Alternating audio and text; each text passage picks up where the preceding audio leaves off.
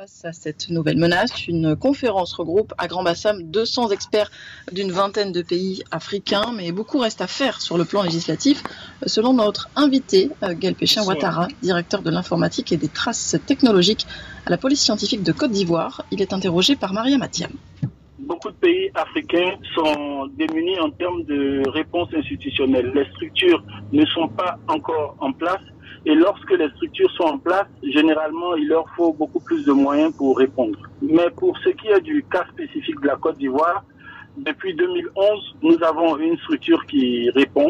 Depuis 2013, nous avons des textes de loi qui nous permettent de poursuivre ces affaires convenablement et la situation s'améliore de jour en jour en termes de réponse. Et quels sont les genres de crimes qu'on trouve sur Internet en Afrique? Il y a une forte dominante d'escroquerie sur l'Internet. On a beaucoup plus de crimes facilités par les moyens technologiques et donc on a une forme de cybercriminalité qui n'est pas du tout technologique.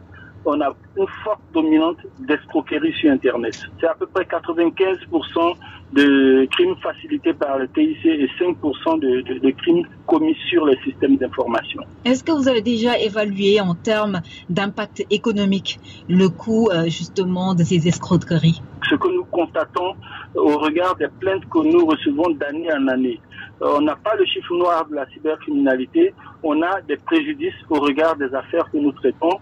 Je peux dire qu'en 2014, le préjudice était évalué à peu près à 5 milliards de francs CFA.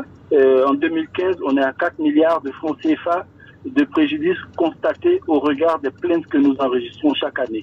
Et de manière générale, quel est l'impact de la cybercriminalité sur le business en Afrique? Le cœur du business, c'est la confiance. La confiance qu'on a sur les systèmes d'information ont évidemment un impact sur les affaires.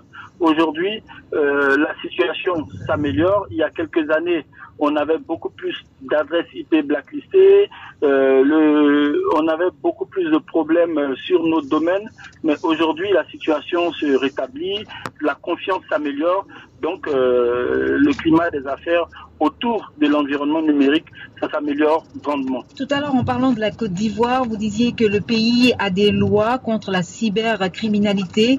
Qu'est-ce que prévoit en termes de sanctions la loi ivoirienne? La loi ivoirienne prévoit des sanctions jusqu'à 10 ans de prison, quand même, jusqu'à 40 millions de francs CFA d'amende pour certaines peines. Et voilà, il y a des peines de prison prévues, il y a de fortes amendes de prévues.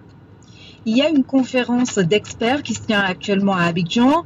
Quelles conclusions, quelles sont les grandes lignes qui ont été décidées au cours de cette conférence qui se termine aujourd'hui? On n'a pas encore les résolutions, mais autour des débats, il y a principalement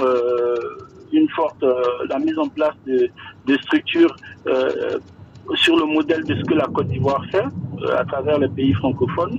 Il y a également l'incitation à des régulations plus fortes.